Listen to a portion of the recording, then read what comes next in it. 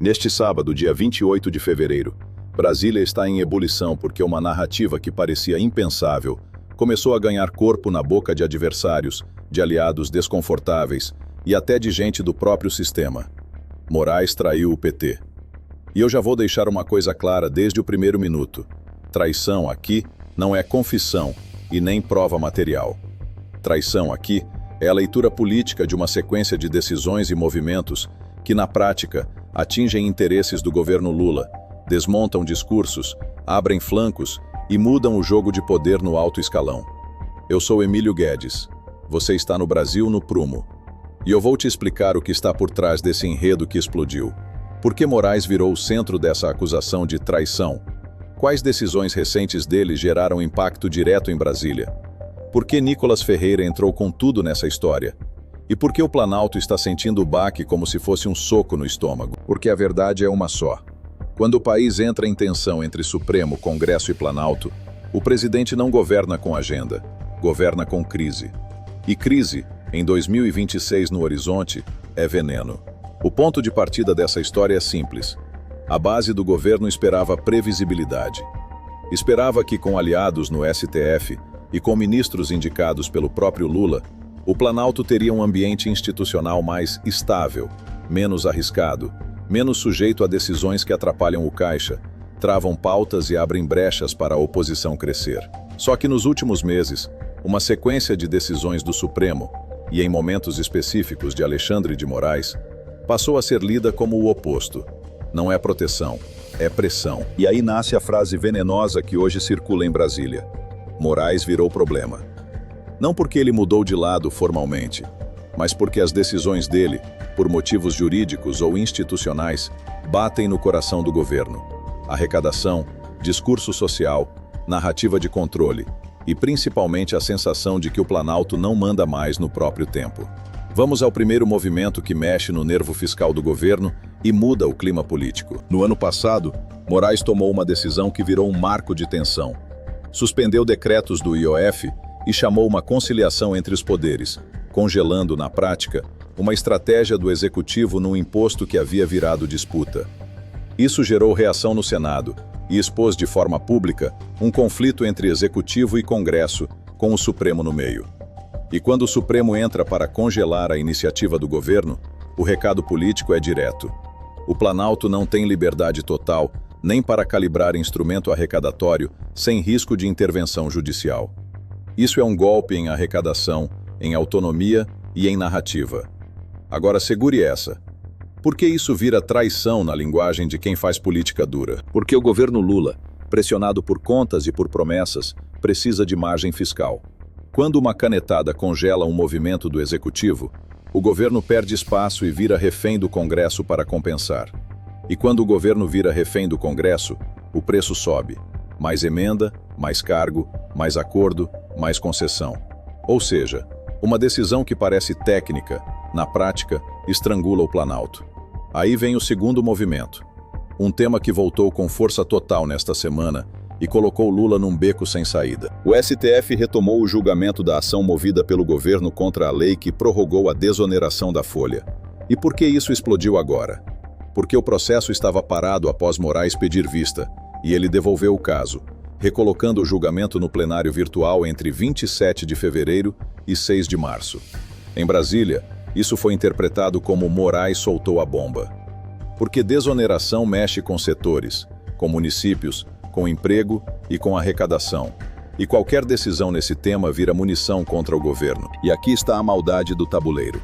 Se o STF derrubar a prorrogação, a oposição acusa Lula de empurrar custo e insegurança para empresas e municípios. Se o STF mantiver ou preservar arranjos, a cobrança fiscal vem do outro lado. Cadê compensação? Cadê o dinheiro? Cadê o controle do rombo? O Planalto apanha de qualquer jeito. Então, quando Moraes devolve o caso e o julgamento recomeça, o governo sente impacto imediato, porque ele perde controle do timing e passa a depender da agenda do Supremo. Agora, o terceiro movimento é onde a narrativa de Moraes traiu vira combustível popular, porque mexe com uma estatal, com sindicato, com salário, com benefício e com discurso social. Moraes suspendeu cláusulas do dissídio coletivo que encerrou a greve dos Correios, atingindo benefícios como vale alimentação extra, gratificações e pontos do plano de saúde, numa liminar durante o recesso, atendendo o pedido da própria empresa. E isso tem duas leituras políticas explosivas. A primeira, de que o Supremo entrou para cortar gasto e conter extrapolação da Justiça do Trabalho. A segunda, de que o governo, que tem base sindical e discurso social, acaba colhendo desgaste, porque a população vê corte, vê perda e coloca na conta do Planalto, mesmo quando a origem é disputa judicial. Então, soma comigo: IOF congelado, desoneração reaberta, benefícios suspensos nos Correios. É uma sequência que, na prática, cria o ambiente perfeito para a oposição dizer: olha aí, até o sistema que eles achavam que controlavam está escapando. E é exatamente aqui que entra o pano de fundo do seu thumbnail, a palavra traição. Porque a acusação não é Moraes virou bolsonarista. A acusação é mais venenosa. Moraes parou de blindar. E no Brasil real, parar de blindar já é lido como traição por quem vive de narrativa. Basta o Supremo deixar um flanco aberto, basta uma decisão contrariar o interesse de ocasião e pronto. A internet transforma isso em ruptura. Agora, tem um quarto ingrediente que elevou a temperatura e empurrou Moraes para o olho do furacão político: o Senado puxando o Supremo para o palco. A CPI do crime organizado aprovou convites para ouvir Alexandre de Moraes e Dias Toffoli no contexto do caso Banco Master. E o Planalto montou estratégia para tentar blindar os ministros, protocolando requerimentos mirando a oposição e tentando controlar a pauta pelo comando da CPI. Ou seja, a crise não é só jurídica, é política, é de proteção, é de dano. E quando o governo é visto blindando, ele paga preço duplo. Apanha por conluio e ainda herda o desgaste do Supremo. E aí você entende por que a leitura de traição ganha tração. Porque na cabeça do cidadão comum, vira assim: se o governo precisa blindar, é porque tem coisa grande.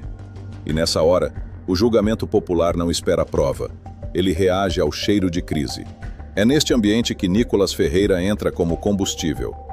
O que circulou e viralizou em redes e cortes foi Nicolas usando uma imagem de choque envolvendo Moraes e a expressão "dinheiro na cueca", em uma fala provocativa no estilo dele. E eu vou ser cuidadoso aqui. Não existe comprovação pública de que Alexandre de Moraes tenha sido pego com dinheiro na cueca. O que existe é o uso dessa expressão como ataque retórico, como comparação e como pancada de narrativa. Em vídeos e recortes que circulam, Nicolas é apresentado dizendo algo na linha de "precisa o quê? Pegar o Moraes com uma mala, botando dinheiro na cueca", num discurso para inflamar indignação e dizer que, mesmo assim, nada acontece. E aqui é onde o estrago político é brutal, independentemente da verdade. Porque quando um deputado com alcance gigantesco coloca uma frase dessas em circulação, ele não está tentando vencer no tribunal. Ele está tentando vencer no imaginário. Ele joga a semente do escândalo e força o público a fazer a ligação emocional. Eles estão acima da lei. E no Brasil, você sabe o que acontece quando essa sensação cresce. O povo não quer nuance, quer punição. Não quer rito, quer conclusão. Não quer explicação técnica, quer culpado. Agora observe o efeito dominó. CPI encostando no Supremo. Governo tentando blindar. Decisões que atingem caixa e benefícios. Julgamento fiscal reaberto. E do outro lado, Nicolas despejando gasolina com frases de choque. O resultado é um só. O governo Lula paga o preço, mesmo quando não controla a origem do problema. E paga por 3 motivos. Primeiro, porque Lula está preso numa armadilha de narrativa.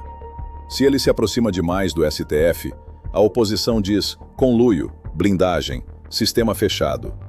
Se ele se afasta, passa a sensação de fraqueza e descontrole institucional.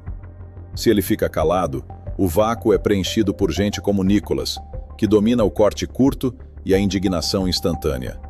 Segundo, porque decisões como IOF e desoneração mexem com a vida real e com a conta do governo. E quando o governo não controla o tempo dessas decisões, ele não controla o humor do mercado, não controla a pressão do Congresso e não controla a ansiedade do país. Terceiro, Porque cada crise institucional consome a agenda do Planalto. Lula deixa de falar de entrega e passa a falar de contenção. E governo que vive de contenção, em pré-campanha, vira alvo fácil. E é aí que nasce a frase final do seu enredo. Lula foi derrotado, não no sentido literal de uma eleição concluída hoje, mas no sentido político, que é o que mais importa neste momento. Derrotado na narrativa, derrotado no controle do clima, derrotado na disputa do quem manda, derrotado no domínio do assunto do dia. Porque quando o país acorda e vê Supremo, CPI, desoneração, IOF, Correios, vazamento de narrativa e acusação em cadeia, a conclusão emocional do público é simples. Eles estão perdendo o controle. E quando o público conclui isso, ele começa a desconfiar de tudo.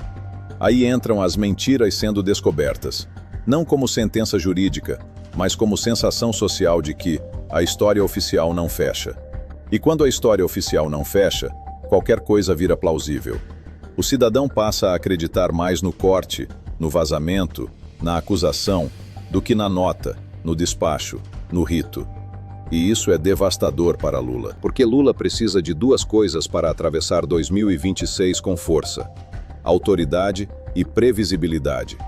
Se o STF é visto como um problema e o Planalto como refém, Lula perde autoridade.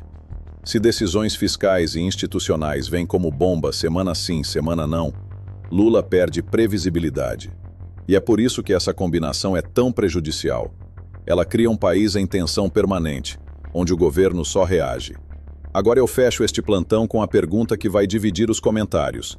E é exatamente isso que faz o vídeo explodir.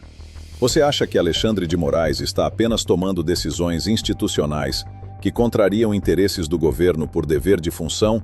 Ou você acha que, na prática, o PT perdeu o controle do tabuleiro e Moraes virou o símbolo de uma ruptura que pode enterrar a narrativa do Planalto? E mais, a fala de Nicolas com dinheiro na cueca é só provocação para ganhar clique? Ou é a prova de que o Brasil entrou numa fase em que a desconfiança virou arma e ninguém mais acredita no roteiro oficial? Escreva nos comentários, porque do jeito que Brasília está hoje, o próximo movimento não vai só mexer com o governo, pode mexer com o país inteiro.